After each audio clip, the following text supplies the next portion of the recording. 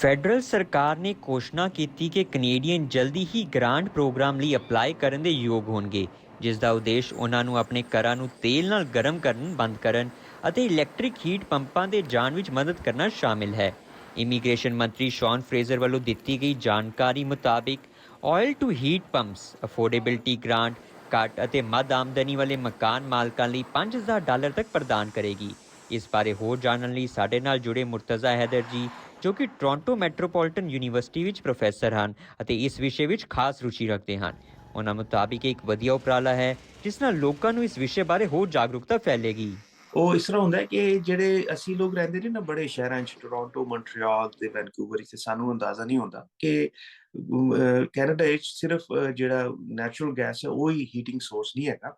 ਕਈ ਜਗ੍ਹਾ ਨੇ ਬਥੇਰੀਆਂ ਨੇ ਜਿੱਥੇ ਇਹ ਸੋਰਸ ਮੁਹੱਈਆ ਨਹੀਂ ਹੈਗਾ, ਦਸਤਿਆਬ ਹੀ ਨਹੀਂ ਹੈਗਾ। ਜਿਸ ਤਰ੍ਹਾਂ ਐਟਲਾਂਟਿਕ ਕੈਨੇਡਾ 'ਚ ਚਲੇ ਜਾਓ ਤੇ ਉੱਥੇ ਜਿਹੜਾ ਹੈ ਨੈਚੁਰਲ ਗੈਸ ਨਹੀਂ ਤੇ ਲੋਕ ਜ਼ਿਆਦਾਤਰ ਰਿਲਾਈ ਕਰਦੇ ਨੇ ਇਲੈਕਟ੍ਰਿਸਿਟੀ ਤੇ ਜਾਂ ਫਰਨੈਸ ਆਇਲ ਤੇ।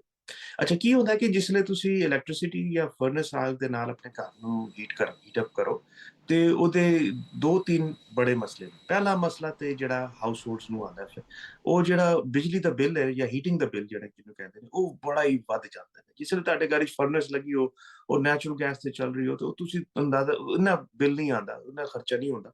ਲੇਕਿਨ ਜਿਹੜਾ ਅਗਰ ਤੁਹਾਡੇ ਬੇਸ ਬੋਰਡ ਹੀਟਰ ਲੱਗੇ ਹੋਣ ਘਰ 'ਚ ਔਰ ਤੁਸੀਂ ਘਰ ਨੂੰ ਉਸ ਨਾਲ ਹੀਟ ਕਰ ਰਹੇ ਹੋ ਜਾਂ ਫਰਨੈਸ ਆਇਲ ਦੇ ਨਾਲ, ਤੇ ਫਿਰ ਖਰਚਾ ਬੜਾ ਵੱਧ ਜਾਂਦਾ ਹੈ।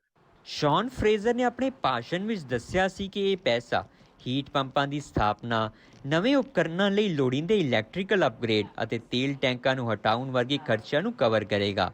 ਮੰਤਰੀ ਨੇ ਕਿਹਾ ਕਿ ਯੋਗ ਮਕਾਨ ਮਾਲਕ ਨਵੀਂ ਗ੍ਰਾਂਟ ਨੂੰ ਮੌਜੂਦਾ ਫੈਡਰਲ ਅਤੇ ਸੂਬਾਈ ਪ੍ਰੋਗਰਾਮਾਂ ਨਾਲ ਜੋੜਨ ਦੇ ਯੋਗ ਹੋਣਗੇ, ਜੋ ਘਰ ਨੂੰ ਗਰਮ ਕਰਨ ਵਿੱਚ ਸਹਾਇਤਾ ਕਰਦੇ ਹਨ। ਫਰੇਜ਼ਰ ਮੁਤਾਬਿਕ ਗ੍ਰਾਂਟ ਨਵੇਂ ਸਾਲ ਦੇ ਸ਼ੁਰੂ ਵਿੱਚ ਉਪਲਬਧ ਕਰਵਾਈ ਜਾਵੇਗੀ, ਪਰ ਪੜ੍ਹਨ ਤੋਂ ਇਸ ਬਾਰੇ ਹੋਰ ਕੋਈ ਜਾਣਕਾਰੀ ਨਹੀਂ ਮਿਲੀ ਹੈ ਕਿ ਹਰੇਕ ਸੂਬੇ ਅਤੇ ਖੇਤਰ ਨੂੰ ਕਿੰਨਾ ਫੰਡ ਦਿੱਤਾ ਜਾਏਗਾ। ਅਪਲਾਈ ਕਰਨ ਵਾਲੇ ਲੋਕਾਂ ਦੀ ਸੰਖਿਆ ਬਾਰੇ ਵੀ ਕੋਈ ਆંકੜੇ ਉਪਲਬਧ ਨਹੀਂ ਹਨ। ਮੁਰਤਜ਼ਾ ਮੁਤਾਬਿਕ ਭਾਰਤ, ਪਾਕਿਸਤਾਨ ਜਿਹੇ ਮੁਲਕਾਂ ਵਿੱਚ ਜਿਵੇਂ ਸਪਲਿਟ ਏਸੀ ਕੰਮ ਕਰਦੇ ਹਨ, ਉਸ ਤਰੀਕੇ ਨਾਲ ਇਸ ਦੀ ਵਰਤੋਂ ਨੂੰ ਸਮਝਿਆ ਜਾ ਸਕਦਾ ਹੈ।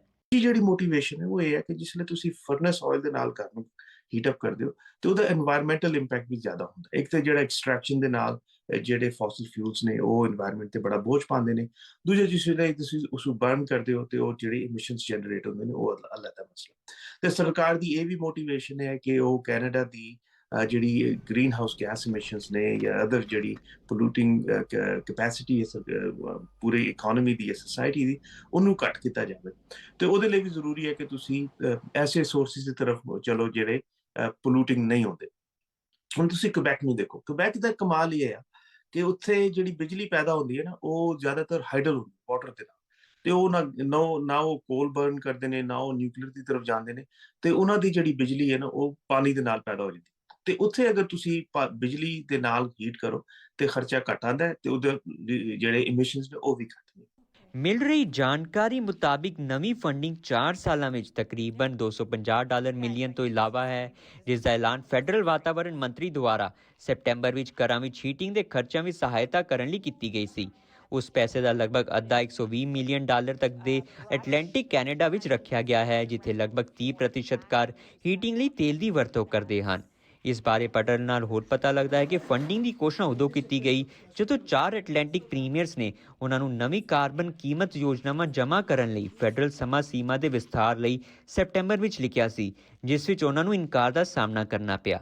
ਜਦ ਕਮਿਊਨਿਟੀ ਦੇ ਲੋਕਾਂ ਤੱਕ ਇਸ ਸੰਬੰਧ ਵਿੱਚ ਪਹੁੰਚ ਕੀਤੀ ਗਈ ਤਾਂ ਉਹਨਾਂ ਮੁਤਾਬਿਕ ਇਹ ਫੈਸਲਾ ਵਧੀਆ ਹੈ, ਪਰ ਸਾਊਥ ਏਸ਼ੀਆਈ ਭਾਈਚਾਰੇ ਨੂੰ ਇਸ ਬਾਰੇ ਜਾਣਕਾਰੀ ਪ੍ਰਦਾਨ ਕਰਨ ਦੀ ਲੋੜ ਹੈ, ਖਾਸ ਕਰ ਉਹਨਾਂ ਦੀ ਭਾਸ਼ਾ ਵਿੱਚ। ਸੋ ਤਰੁਣ ਜੀ, ਜੇ ਮੈਂ ਦੇਖਾਂ ਤਾਂ ਇਹਦੇ ਦੋ ਪਰਸਪੈਕਟਿਵਸ ਨੇ, right? So first perspective is something going about the ਇਕੋ ਫ੍ਰੈਂਡਲੀ ਇਨੀਸ਼ੀਏਟਿਵ, ਸੋ ਰਿਡਿਊਸਿੰਗ ਦਾ ਕਾਰਬਨ ਫੁੱਟਪ੍ਰਿੰਟ, ਸੋ ਉਹ ਬਹੁਤ ਵਧੀਆ ਹੈ।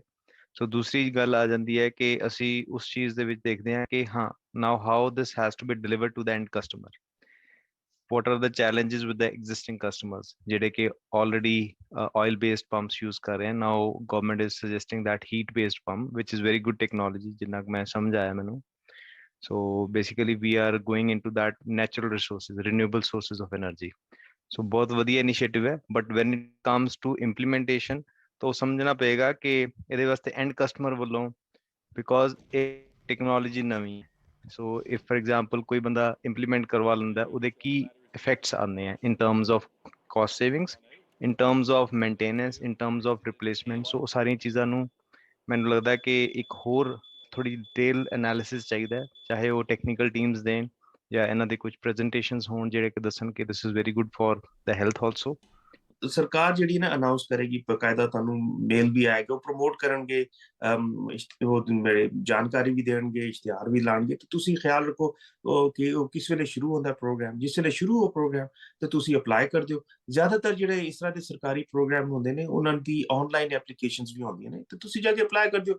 ਉਹਦੇ ਵਾਸਤੇ ਜ਼ਰੂਰੀ ਹੈ ਕਿ ਅੱਛਾ, ਜਿਹੜਾ ਮੈਨੂੰ ਸਮਝ ਆਈ, ਜੋ ਹਾਲੇ ਤੱਕ ਮੈਂ ਪੜ੍ਹਿਆ, ਉਹ ਕਹਿੰਦੇ ਨੇ ਕਿ ਜੀ ਤੁਹਾਡੇ ਅਗਰ ਤੇ ਫਰਨਸ ਆਇਲ ਦਾ ਟੈਂਕ ਹੈ ਤੇ ਉਹਨੂੰ ਰਿਮੂਵ ਕਰਨ ਵਾਸਤੇ ਤੇ ਉਹਦੀ ਜਗ੍ਹਾ ਹੀਟ ਪੰਪ ਲਾਉਣ ਵਾਸਤੇ ਤੇ ਤੁਹਾਡਾ $5000 ਤੱਕ ਉਹ ਦੇਣਗੇ। ਤੇ ਮੈਨੇ ਅੱਜ ਤੱਕ ਕੋਈ ਜ਼ਿਆਦਾ ਰਿਸਰਚ ਤੇ ਨਹੀਂ ਕੀਤੀ, ਲੇਕਿਨ ਖਰਚਾ ਹੀ $5,000 ਤੋਂ $10,000 ਦਾ ਆਉਂਦਾ ਹੈ ਹੀਟ ਪੰਪ ਲਾਉਣ ਦਾ। ਉਹ ਜਿਹੜਾ ਇੱਕ ਯੂਨਿਟ ਦੀਵਾਰ ਵਿੱਚ ਲੱਗਦਾ, ਦੂਜਾ ਯੂਨਿਟ ਬਾਹਰ ਹੁੰਦਾ, ਤੇ ਉਹਦੇ ਨਾਲ ਤੁਸੀਂ ਘਰ ਨੂੰ ਠੰਡਾ ਵੀ ਕਰ ਸਕਦੇ ਹੋ ਤੇ ਗਰਮ ਵੀ ਕਰ ਸਕਦੇ ਹੋ। ਤੇ ਉਹ ਜਿਹੜਾ ਹੈ ਮੇਰਾ ਖਿਆਲ ਹੈ ਕੋਈ 50% ਅਪ ਟੂ 50% ਤੁਹਾਨੂੰ ਰਿਬੇਟ ਮਿਲ ਜਾਏਗਾ, ਤੁਹਾਡਾ ਖਰਚਾ 10,000 ਆ। ਸਰਕਾਰ ਦਾ ਕਹਿਣਾ ਹੈ ਕਿ ਤੇਲ ਨੂੰ ਗਰਮ ਕਰਨ ਤੋਂ ਲੈ ਕੇ ਹੀਟ ਪੰਪ ਦੇ ਜਾਣ ਨਾਲ ਘਰ ਦੇ ਮਾਲਕਾਂ ਨੂੰ ਹਰ ਸਾਲ ਹਜ਼ਾਰਾਂ ਡਾਲਰ ਦੀ ਬਚਤ ਹੋ ਸਕਦੀ ਹੈ। ਮਾਹਰ ਮੁਤਾਬਿਕ ਇਸ ਤਰ੍ਹਾਂ ਦਿਖ ਰਿਹਾ ਹੈ ਕਿ ਸਵਿਚ ਦਾ ਭੁਗਤਾਨ ਕਰਨ ਲਈ ਅੱਗੇ ਹੀ ਪੈਸੇ ਦਿੱਤੇ ਜਾਣਗੇ। ਉਹਨਾਂ ਦਾ ਇਹ ਵੀ ਅੰਦਾਜ਼ਾ ਹੈ ਕਿ ਨਵੀਂ ਗ੍ਰਾਂਟ ਨੂੰ ਮੌਜੂਦਾ ਗ੍ਰੀਨਰ ਹੋਮ ਗ੍ਰਾਂਟਾਂ ਨਾਲ ਜੋੜਿਆ ਜਾ ਸਕਦਾ ਹੈ। ਤਰੁਣ